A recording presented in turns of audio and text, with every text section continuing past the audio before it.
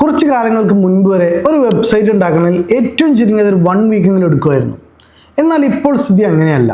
ഒരു 10 മിനിറ്റ് കൊണ്ട് തന്നെ എയുടെ ഹെൽപ്പ് വെച്ചുകൊണ്ട് നമുക്ക് കിടിലൻ വെബ്സൈറ്റുകൾ നമുക്ക് ഉണ്ടാക്കാൻ പറ്റും. അപ്പോൾ അതിൻ്റെ ഗുണങ്ങൾ എന്തൊക്കെയാണ്?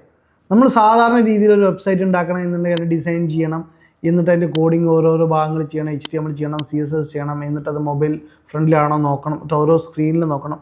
ഇന്ന് അതെല്ലാം നമ്മളെ AI ടൂൾസുകൾ വെച്ച് ചെയ്ത് തരും. നമ്മളൊന്നും ചെയ്യേണ്ട ആവശ്യമില്ല. നമ്മൾ ജസ്റ്റ് വേണ്ട പ്രോംപ്റ്റ് കാര്യങ്ങൾ ഡീറ്റെയിൽസ് അടിച്ചു കൊടുത്താൽ കിട്ടുന്ന വെബ്സൈറ്റുകൾ നമുക്ക് ആർക്കും ആണെങ്കിലും നിമിഷ നേരം കൊണ്ട് ഒരു 10-15 മിനിറ്റ് കൊണ്ട് നമുക്ക് ഉണ്ടാക്കി തരാൻ പറ്റും. ഇതുകൊണ്ട് ഹോസ്റ്റിംഗ് വരെ അവർ ചെയ്തു തരും. അപ്പം നമ്മളിതിൽ കാണേണ്ടത് എന്താ വെച്ചാൽ ഇത് എങ്ങനെ ചെയ്തു എന്നല്ല, എന്ത് ഔട്ട്പുട്ട് കിട്ടി എന്നുള്ളതാണ്.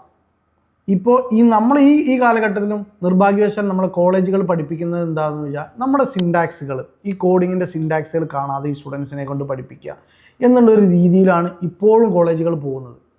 അപ്പോൾ ഇവർ കോളേജിൽ നിന്നൊക്കെ പഠിച്ചിറങ്ങി വരുമ്പോഴാവും ഇത്ര കാര്യങ്ങളൊക്കെ മാറി 10 മിനിറ്റ് കൊണ്ട് ഒരാൾ വെബ്സൈറ്റ് ഉണ്ടാക്കുന്ന സമയത്താണ് നമ്മൾ കുറേ കാണാപ്പാടം പഠിച്ച രീതിയിലൊക്കെ കോളേജിൽ നിന്നൊക്കെ കഷ്ടപ്പെട്ട് പഠിച്ച് എന്ന് തന്നെ പറയണതിന് ആ രീതിയിൽ പഠിച്ചിട്ട് നമ്മളൊരു വെബ്സൈറ്റ് ഉണ്ടാക്കണം. നമ്മളൊരു 1 വീക്ക് എഫേർട്ട്.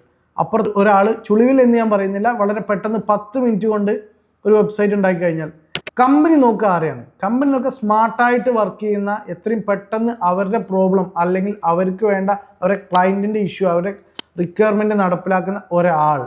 അത് കാണാപ്പാടം പഠിച്ചോ അല്ലെങ്കിൽ കുറേ എഫേർട്ട് ഇട്ട് ചെയ്തോ എന്നൊന്നും മാറ്ററല്ല.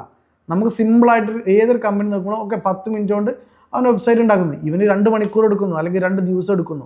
2 മണിക്കൂർ കോഡിങ് ചെയ്ത് 2 മണിക്കൂർ വെബ്സൈറ്റ് ഉണ്ടാക്കാൻ ബുദ്ധിമുട്ടാണ്. ശരിക്കും ഒരാഴ്ച തന്നെ വരും എൻ്റെ എല്ലാ കാര്യങ്ങളും ചെയ്യണമെങ്കിൽ. അപ്പോൾ ഈ രീതിയിൽ വരുന്ന ആൾക്കാരെ മാത്രമേ ഉള്ളൂ കമ്പനികൾ ഹയർ ചെയ്യുക. ഇനി ഹയർ ചെയ്താലും ആ കമ്പനിയിൽ നിർത്തുക, അല്ലെങ്കിൽ ഏത് നിമിഷവും നമുക്ക് ഒരു ജോലിക്ക് ഒരു ടെർമിനേഷൻ ലെറ്റർ എന്ന് പറഞ്ഞൊരു വാള് നമ്മുടെ തലയ്ക്ക് മുകളിൽ കെട്ടിത്തൂങ്ങി കിടക്കുകയാണ് എന്നുള്ള കാര്യമാണ് നമ്മൾ ആലോചിക്കേണ്ടത്.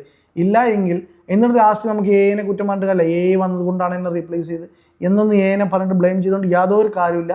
നമ്മൾ AI കൂടെ പഠിക്കുക, AI കൂടെ വളരുക, AI കൂടെ ജീവിക്കുക. That's it. സിമ്പിളായിട്ട് ലൈഫ് സെറ്റ് ചെയ്യാൻ പറ്റും, നമ്മളെ കരിയർ സ്മൂത്താക്കി ചെയ്യാൻ പറ്റും.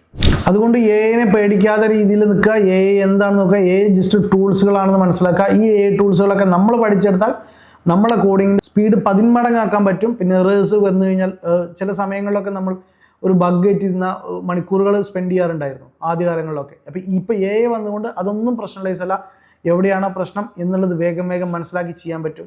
അപ്പോൾ ഇതൊക്കെ കാരണം കൊണ്ടാണ് ഒരുപാട് ആൾക്കാർ നമ്മൾ കോഡിങ്ങിലോട്ട് വരാതിരിക്കുന്നതും. അപ്പോൾ ഇനി ആർക്കും ഈസിലി ആയിട്ട് കോഡിങ്ങിലോട്ട് ജമ്പ് ചെയ്യാൻ പറ്റും. അത് അടിപൊളിയായിട്ട് നല്ലൊരു കരിയറാക്കി ഡെവലപ്പ് ചെയ്യാൻ പറ്റും.